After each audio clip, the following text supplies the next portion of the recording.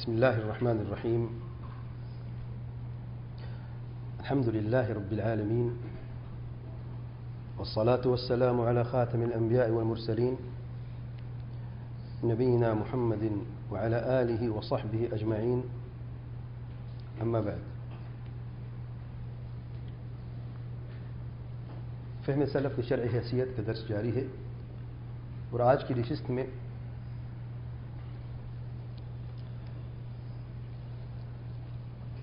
ایک نئے موضوع سے بات کا آغاز کرتے ہیں، یا نئی ہیڈنگ سمجھ لیں آپ اسی موضوع کے تعلق سے۔ فہم سلف کے بغیر قرآن اور سنت کو سمجھنے کا کیا طریقہ صحیح ہے؟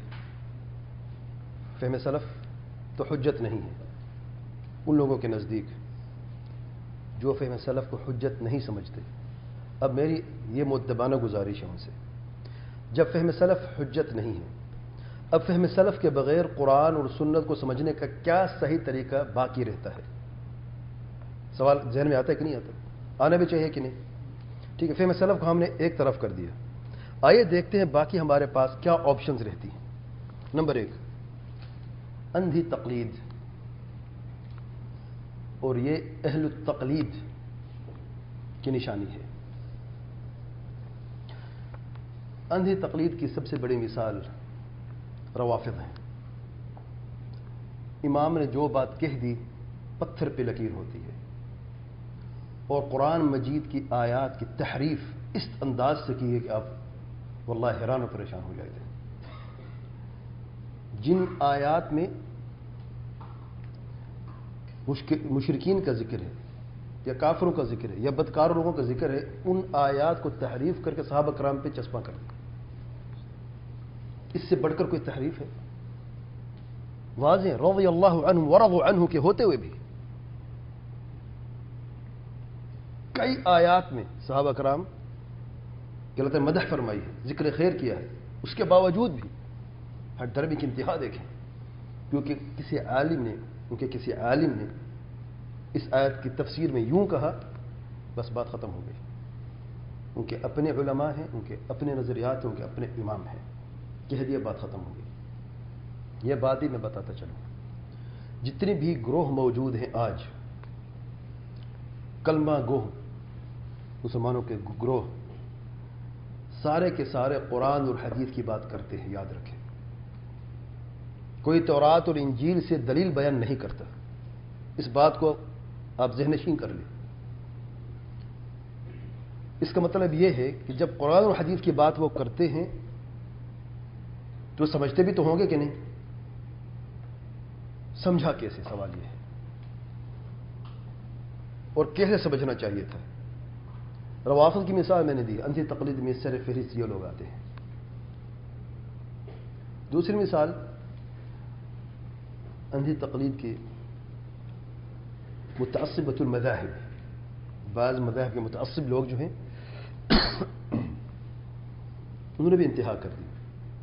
مثال کے طور پہ اصول کرخی، جو حنفیوں کے معتبر کتاب ہے اصول فقہ کی، کہتے ہیں الاصل الثامن والعشرین، 28واں اصول کرخی میں صفحہ نمبر 84 میں 84 میں کہتے ہیں الاصل ان كل آية تخالف قول اصحابنا فانها تحمل على النسخ او على الترجيح والاولى ان تحمل على التأويل من جهة التوفيق۔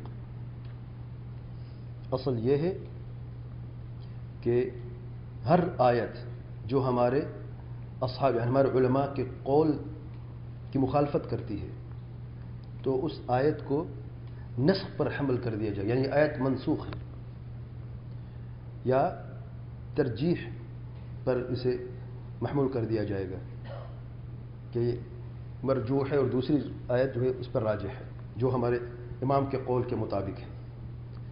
والاولا ان تحمل على التأويل من جهة التوفيق، اور اولا یہ ہے کہ اس تأویل ایسی نکال لی جائے تاکہ دونوں میں توفیق ہو جائے، عالم کے قول میں بھی اور قرآن کی آیت میں بھی۔ سبحان اللہ، ہونا کیا چاہیے تھا؟ اصل کیا ہونا چاہیے تھا؟ کہ قول جو ہے وہ اگر آیت مخالفت کرتا ہے یا آیت کو قول کی مخالفت کرتی ہے۔ آج جب بات دیکھیں کہاں تک پہنچ گئے لوگ، اور چوتھی صدی میں یہ تعصب شروع ہوا اور ایسی اپنی جڑیں مضبوط کی، اور ہم سب کو محفوظ فرمائے کہ آج مشرق سے مغرب تک آپ دیکھیں امت اسلامیہ میں اس تقلید کے دلدل میں غرق ہو چکے ہیں، الا ما رحم اللہ سبحانہ و تعالی۔ تو اندھی تقلید باقی بچتی ہے، تو اس کا تو یہ نتیجہ نکلا ہے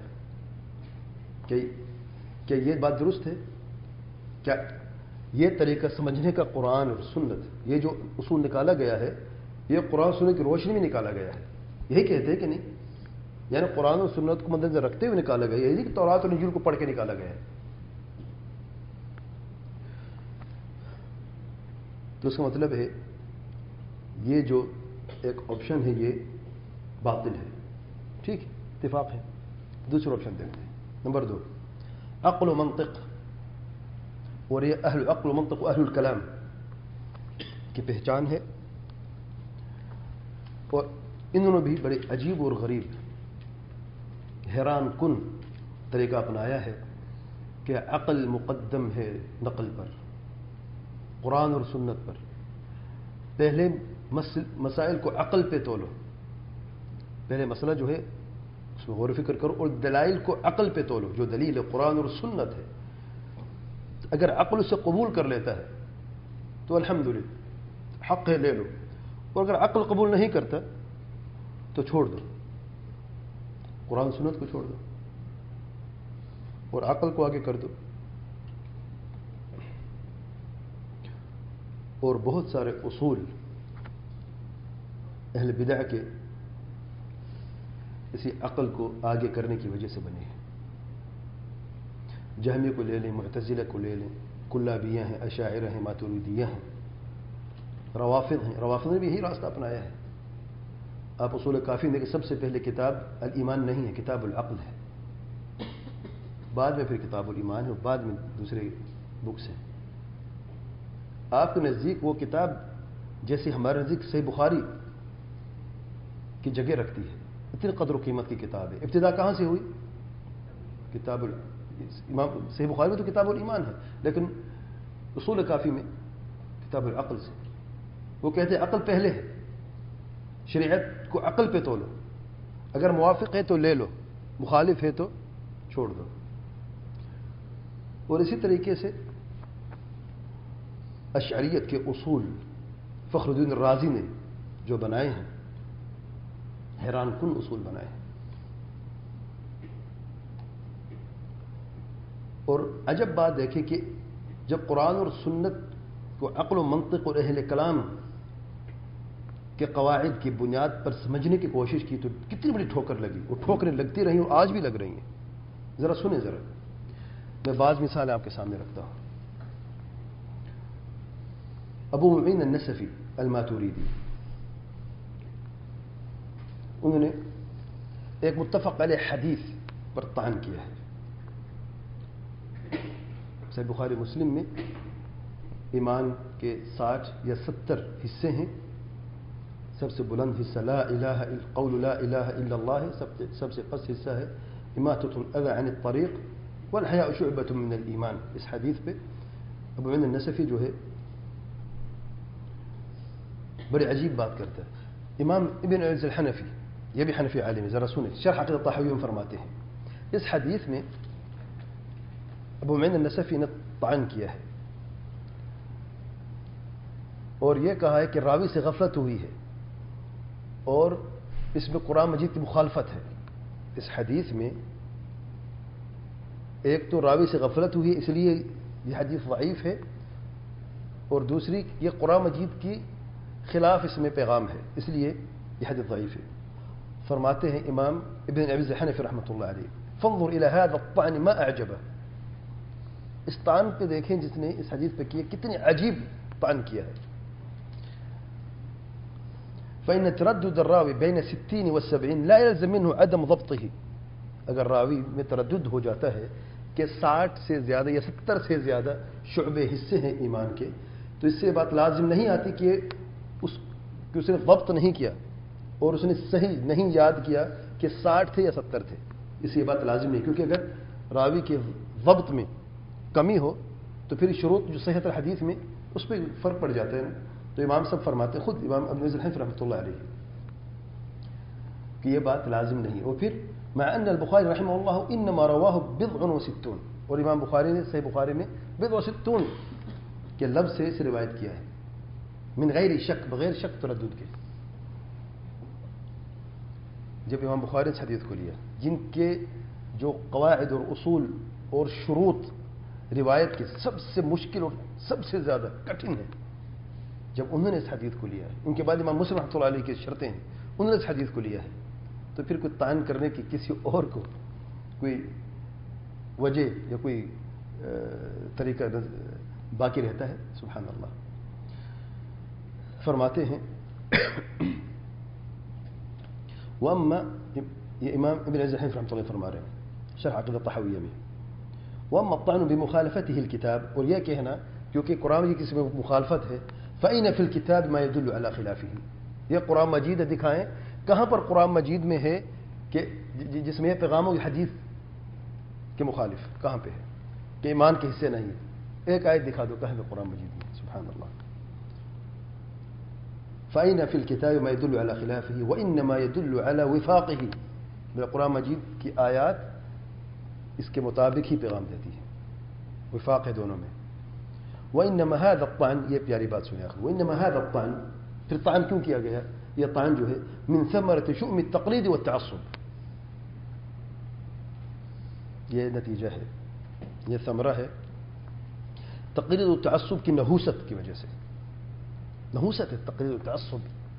یہاں پر تقلید کی بات بھی آ گئی، وہی کہ تقلید کی وجہ سے اور تعصب کی ہٹ درمی کی وجہ سے اور اپنے عقل کو آگے کرنے کی وجہ سے کہ ایمان کیسے حصے ایمان کے ہو سکتے ہیں جب ایمان صرف زبان کا قول اور دل سے تصدیق ہے، عمل کا تعلق ہی نہیں. مرجی ہے نا، اشاعرہ ماتریدی مرجیہ ہے. تو جب زبان اور دل کا معاملہ ہے تو پھر حصے کیسے ہو سکتے ہیں؟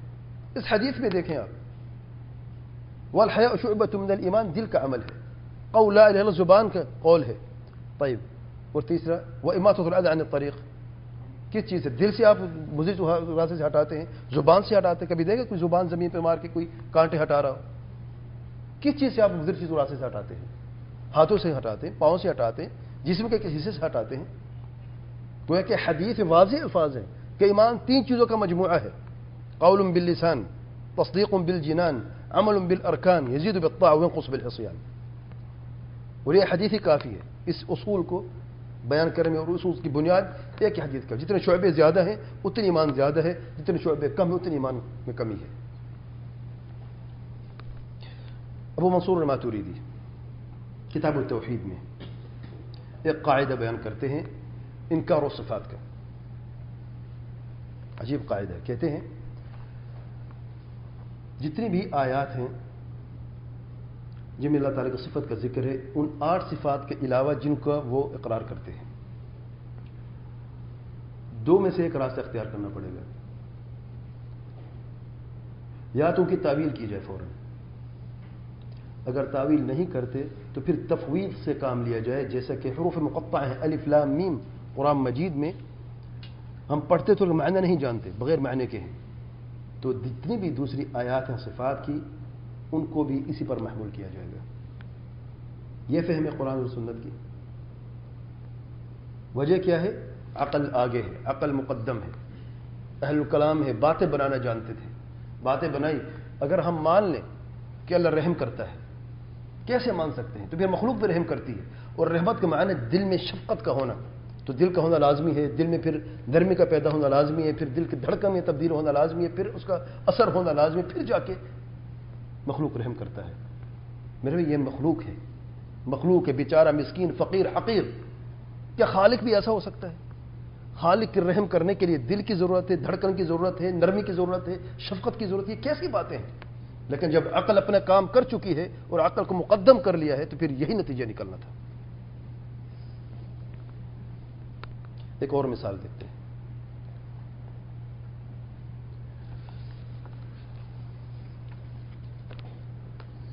سید ابو الاعلی المودودی، اسی عقل کو آگے کرتے ہوئے انہوں نے بھی بعض ایسے احادیث پر طعن کیا ہے کہ واللہ عقل حیران ہو جاتی ہے. اس سے پہلے بتاؤں کہ کس حدیث پر طعن کیا اور کیسے کیا ہے. ان کا ایک قاعدہ اور اصول دیکھ لیں آپ.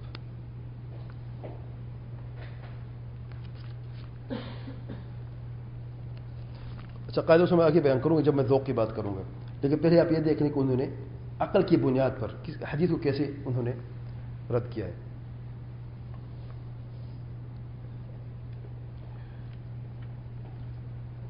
رسائل و مسائل میں وہ لکھتے ہیں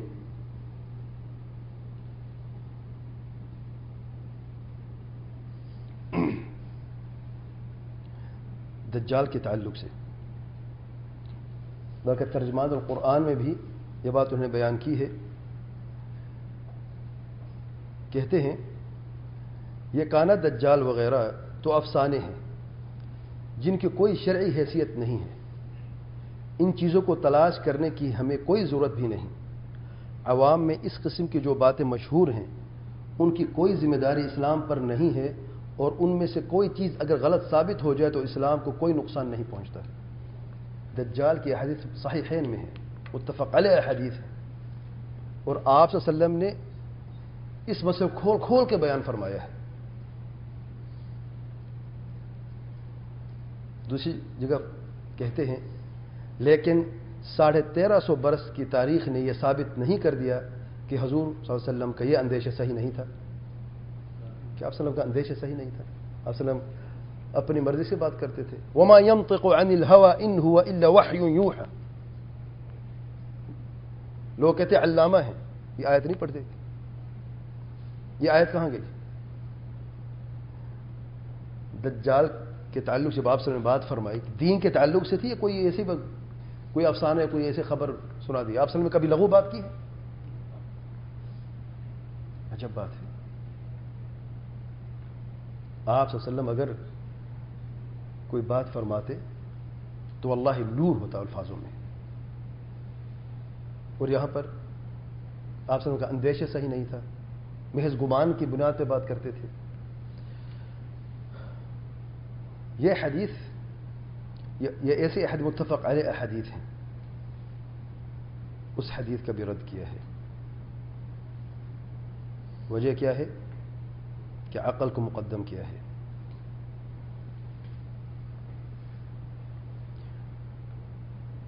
اسی طریقے سے تفہیمات حصہ 2 صفحہ نمبر 122 میں قرآن مجید کی آیت جہاں پر یوسف علیہ السلام فرماتے اجعلنی علی خزائن الارض، کہ وزارت کا انہوں نے کہا تھا کہ مجھے وزیر بنا دے. کہتے ہیں یہ محض وزیر مالیت کے منصب کا مطالبہ نہیں تھا جیسے کہ بعض لوگ سمجھتے ہیں، بلکہ یہ ڈکٹیٹرشپ کا مطالبہ تھا اللہ کے نبی یوسف علیہ السلام کے تعلق سے. اور اس کے نتیجے میں سیدنا یوسف علیہ السلام کو جو پوزیشن حاصل ہوئی وہ قریب قریب وہی پوزیشن تھی جو اس وقت اٹلی میں مسولینی کو حاصل ہے. اٹلی کا مسولینی ڈکٹیٹر، یہ کافر اور جاہل انسان، اور اللہ تعالیٰ کے پیارے پیغمبر پیارے نبی یوسف علیہ السلام دونوں پر ایک جیسے ہیں. ڈکٹیٹرشپ ہے، نعوذ باللہ، ڈکٹیٹر ہیں دونوں، جو ڈکٹیٹرشپ کی بنیاد پر حکومت کرتے تھے. یہ مطابق ڈکٹیٹرشپ کا مطالبہ تھا. سبحان اللہ. مسلم تو ڈکٹیٹر ہم جانتے ہیں، پوری دنیا جانتی ہے، لیکن اللہ کے پیارے نبی نے جب مطالبہ کیا تھا ڈکٹیٹرشپ کا مطالبہ تھا. اس آیت کو، قرآن مجید کی آیت کو آپ صلی اللہ علیہ وسلم نے پڑھی، صحابہ کرام نے سنا. ایک مرتبہ آپ صلی اللہ علیہ وسلم نے فرمایا یہ ڈکٹیٹرشپ کا مطالبہ ہے. شام میں گستاخی تو دیکھیں. یوسف علیہ السلام کے تعلق سے آپ صلی اللہ علیہ وسلم فرماتے ہیں الکریم ابن الکریم ابن الکریم ابن الکریم. کتنی ہے؟ 4. آپ نے سوال کیا کون ہے؟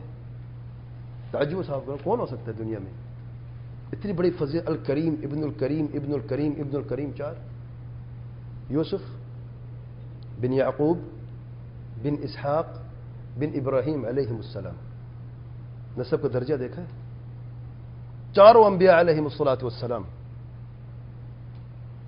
اور ایک شخص آ کے کہتے ہیں وہ ڈکٹیٹرشپ کا مطالبہ تھا، ڈکٹیٹر تھا. ان للہ و انا الیہ راجعون.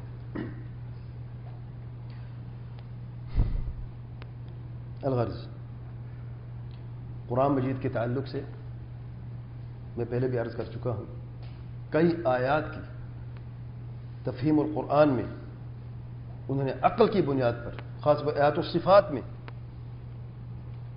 انہوں نے سلف کے منہج کے خلاف باتیں کی ہیں، اور اشاعرہ ماتریدیہ کے مطابق بات کی، جسے ثابت ہوئی کہ خود بھی اشعری ماتریدی تھے۔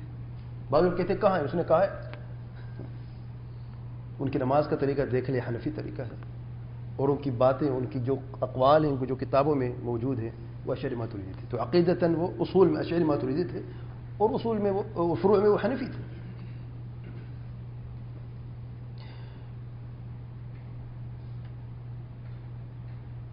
اور عجب بات دیکھیں، بات ہو رہی ہے عقل کی، وہ بات یہ ہو رہی ہے کہ قرآن اور سنت کو سمجھنے کی۔ سورۃ النصر کے تعلق سے فرماتے ہیں، قرآن کی 4 بنیادی اصطلاحیں میں صفحہ نمبر 136 میں، آخری صفحے میں، اس 23 سال کے زمانے خدمت میں اپنے فرائض ادا کرنے میں جو خامیاں اور کوتاہیاں مجھ سے سرزد ہو گئی ہوں انہیں معاف فرما دیں۔ کس کی زبانی کہہ رہے ہیں؟ اللہ تعالیٰ کے پیار پر پیغمبر صلی اللہ علیہ وسلم کی زبانی۔ سورۃ النصر میں اذا جاء نصر اللہ والفتح ورأيت الناس يدخلون في دين الله افواجا فسبح بحمد ربك واستغفره انه كان توابا۔ اللہ تعالیٰ نے فرمایا ہے فسبح بحمد ربک واستغفرہ، استغفار کی بات آئی ہے نا، انہ کان توابا۔ کہتے ہیں اس 23 سال کے زمانے خدمت میں، اگر آپ چاہیں تو پوری پڑھ کے سنا دیں تو کوئی یہ نہ کہے کہ بیچ میں سے آؤٹ آف کانٹیکسٹ بات ہے۔ چلیں، کہتے ہیں 5ویں آیت میں نبی صلی اللہ علیہ وسلم سے اس موقع پر خطاب کیا گیا ہے جبکہ 23 سال کی مسلسل جدوجہد سے عرب میں انقلاب کی تکمیل ہو چکی تھی۔ اسلام اپنی پوری تفصیلی صورت میں ایک اعتقادی و فکری، اخلاقی و تعلیمی، تمدنی اور معاشرتی اور معاشی و سیاسی نظام کی حیثیت سے عملاً قائم ہو گیا تھا، اور عرب کے مختلف گوشوں سے وفد پر وفد آ کر اس نظام کے دائرے میں داخل ہونے لگے تھے۔ اس طرح جب وہ کام تکمیل کو پہنچ گیا جس پر محمد صلی اللہ علیہ وسلم کو مامور کیا گیا تھا، تو آپ صلی اللہ علیہ وسلم سے ارشاد ہوتا ہے کہ اس کارنامے کو اپنا کارنامہ سمجھ کر کہیں فخر نہ کرنے لگنا۔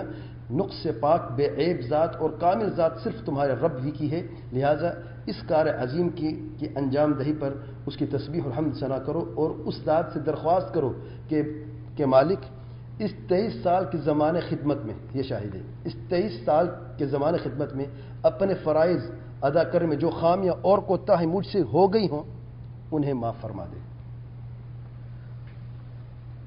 آپ صلی اللہ علیہ وسلم کیا فرائض میں کوتاہی کرتے تھے؟ آپ صلی اللہ علیہ وسلم کی تائید کون کرتا تھا؟ اس دین کی تبلیغ میں کس کی مدد تھی؟ اللہ تعالیٰ کی تھی کہ نہیں؟ اور جس کو اللہ تعالیٰ کی مدد 100% حاصل ہو، وہ فرائض کی ادائیگی میں کوتاہیاں کرے گا؟ میرے بھائی، یہ بات کس کے تعلق سے ہو رہی ہے؟ اللہ تعالیٰ سے ڈرتے کیوں نہیں لوگ؟ بات کر پھر کہتے ہیں بات کرتے ہیں، یہ صرف پکڑنا جانتے ہیں۔ اللہ کی قسم اگر یہ بات نہ کرتے تو ہم بھی نہ کرتے۔ عجب بات یہ ہے کہ جو بات کرتا ہے، غلطی کرتا ہے، وہ ٹھیک ہے، اگر غلطی کو سدھارنے کی کوشش کریں تو کہتے ہیں غلط ہے۔ اسے کہتے ہیں اندھی تقلید و شخصیت پرستی۔ میرے بھائی، میرے عالم سے مجھ سے بھی غلطی ہو تو اللہ کے لیے میں سب کو کہہ رہا ہوں، بیان کریں غلط ہے، یہ دین میری پراپرٹی نہیں ہے، یہ میری مرضی کے دین نہیں ہے۔ قال اللہ وقال رسول اللہ صلی اللہ علیہ وسلم کی بنیاد پر جو بات ہے، کیا یہی اس صورت کو آپ صلی اللہ علیہ وسلم نے پڑھی، صحابہ کرام نے پڑھی، تابعین نے پڑھی، کسی نے ایک مرتبہ جرت کی ہے؟ کہنے کی۔ فرق جانتے ہیں؟ وہ علماء تھے، اور جو ایسی بات کرتے وہ کبھی عالم ہو نہیں سکتا۔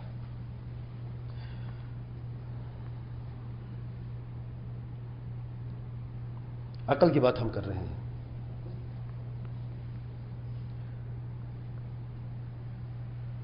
ایک اور مثال لیتے ہیں، ڈاکٹر ذاکر نائک کو دیکھ لیں۔ عقل اور منطق یہ بنیاد ہے۔ کہتے ہیں میرا ایمان جنوں پر، فرشتوں پر، جنت پر، دوزخ پر، آخرت پر، منطق پر قائم ہے۔ منطق نے کہا ہے تو میں نے کہا ہے، منطق پر قائم ہے. وہ پھر مثال دیتے ہیں اور پھر آخر میں کہتے ہیں کہ دیکھ لیا منطق کیا کہتا ہے، میرا ایمان اندھا ایمان نہیں ہے. ایمان بالغیب اندھا ایمان ہے نا، میرا ایمان اندھا نہیں ہے، میرا ایمان منطق کی بنیاد پہ ہے. یہ منطق کی مثال ہے.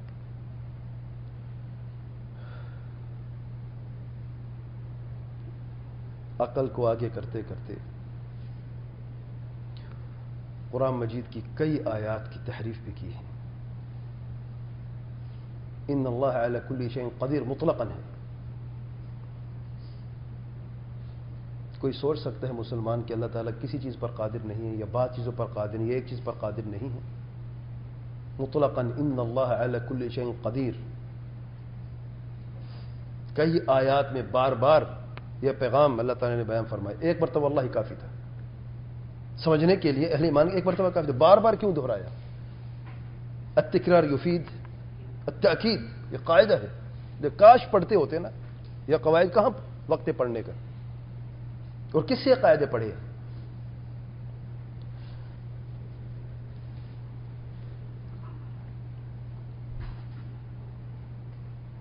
چلو تیسری بات کر لیتے ہیں. یہ بھی ثابت ہوا کہ عقل و منطق اہل کلام کے اصول جو ہیں وہ بھی، اور ان کے فہم جو ہے وہ بھی باطل ہے. کہاں تک لے کے جاتی ہے آپ لوگوں نے نتیجہ دیکھ لیا ہے. تیسرے نمبر پہ اگر فہم سلف نہیں تو پھر خواب، اہل المنامات ان کو کہا جاتا ہے، وہ یہ ان کی پہچان ہے. اہل تصوف کی یہ پہچان ہے.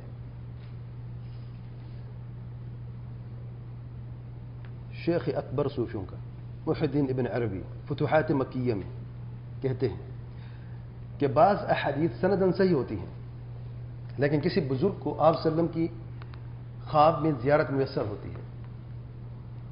آپ صلی اللہ علیہ وسلم کا دیدار کرتے ہیں، خواب میں زیارت ہوتی ہے، تو براہ راست آپ صلی اللہ علیہ وسلم سے اس حدیث کے تعلق سے پوچھ لیتے ہیں جو سندن صحیح محدثین کے نزدیک. تو آپ صلی اللہ علیہ وسلم فرماتے ہیں کہ یہ میرا قول نہیں ہے. تو پھر اس بزرگ کے ہاں یہ حدیث جو ہے ضعیف ہو جاتی ہے، کیونکہ اس نے براہ راست آپ صلی اللہ علیہ وسلم سے پوچھا ہے، اور وہی محدثین کے نزدیک صحیح حدیث ہوتی ہے. اور بعض اوقات کسی ضعیف حدیث کے تعلق سے یعنی اگر حدیث صحیح ہے تو وہ بھی خواب کے ذریعے سے آپ صلی اللہ علیہ وسلم سے براہ راست پوچھ لیتے ہیں، اور ضعیف ہے تب بھی آپ صلی اللہ علیہ وسلم سے براہ راست پوچھ لیتے ہیں. تو گویا کہ حدیث کی صحت اور ضعف جو ہے وہ کسی اصول بنیاد پر قائم نہیں ہے. تو آپ صلی اللہ علیہ وسلم خواب میں آ جائیں، جو آپ صلی اللہ علیہ وسلم فرما دیا وہ حق ہو گیا. یہ اہل منامات ہے. سب سے بہترین درود کون سا ہے؟ درود ابراہیمی. کس نے کہا ہے؟ حدیث میں 7 ملتے جلتے الفاظوں سے یہ درود موجود ہے صحیح بخاری میں، صحیحین میں، متفق علیہ حدیث میں. آپ صلی اللہ علیہ وسلم سے صحابہ کرام عرض کرتے ہیں، یہ اللہ کے پیارے پیغمبر صلی اللہ علیہ وسلم، ہم نے سلام تو جان لیا کیسے کیا جاتا ہے، ہم درود کیسے پڑھیں آپ پر؟ میرا ایمان ہے اللہ تعالیٰ کے پیارے پیغمبر صلی اللہ علیہ وآلہ وسلم اپنے صحابہ کرام کو جو جواب دیا ہے وہ سب سے افضل اور اعلیٰ جواب ہے، اس سے بہتر ہو نہیں سکتا. اور آپ صلی اللہ علیہ وسلم کبھی بھی اپنے ان پیارے صحابہ سے کوئی بھی خیر کی بات چھپا نہیں سکتے، نہ کبھی چھپائی ہے. احمد التیجانی کہتا ہے اللہ تعالیٰ کے پیارے پیغمبر صلی اللہ علیہ وسلم میرے پاس آئے یقظۃ لا مناما. ہم منامات کی بات کر رہے ہیں، یہ تو 10 قدم آگے چل گئے. بیداری کی حالت میں، خواب میں نہیں، آپ سب چل کے آئے میرے پاس بیداری کی حالت میں، اور مجھے صلاۃ الفاتح، درود فاتح عطا فرمایا. جو شخص اس درود کو پڑھتا ہے اپنی شیخ کی اجازت سے تو اس کو قرآن مجید کے 6000 ختم سے بہتر ثواب ملے گا. اور اگر وہ بغیر اجازت کی، اپنے شیخ کی اجازت کے بغیر اسے پڑھتا ہے ایک مرتبہ تو قرآن مجید کے برابر، قرآن کے ختم کے برابر کا ثواب ہے. 6000 ختم کا ثواب، یعنی گویا کہ کوئی شخص قرآن مجید کو 6000 مرتبہ ختم کر لے اور اس درود کو ایک دفعہ پڑھ لے، اس کا ثواب اس سے زیادہ ہے. 4 لائنیں مشکل سے ہیں. انا للہ و انا الیہ راجعون. یہ راستے ہیں. آگے جو چیزیں بچ گئی ہیں انشاءاللہ اگلے درس میں بیان کروں گا، نوٹ کر لیں بے شک. نمبر 4 کشف، مراقبہ اور وجد، یہ اہل الکشف، مراقبہ اور الوجد کی بات ہے. نمبر 5 ذوق، اہل الذوق کی بات. نمبر 6 لغت، عربی لغت کی بنیاد پر سمجھیں قرآن اور سنت کو، اہل اللغت کی بات ہے. نمبر 7 اپنے رائے کی بنیاد پر، اہل الرأی. نمبر 8 ظاہری لفظ کی بنیاد پر، اہل الظاہر. یہ باقی پوائنٹ ہیں انشاءاللہ تفصیل کے ساتھ، مثالوں کے ساتھ انشاءاللہ اگلے دروس میں کو بیان کریں گے. واللہ اعلم. سبحانک اللہم و بحمدک، اشہد ان لا الہ الا انت، استغفرک و اتوب الیک.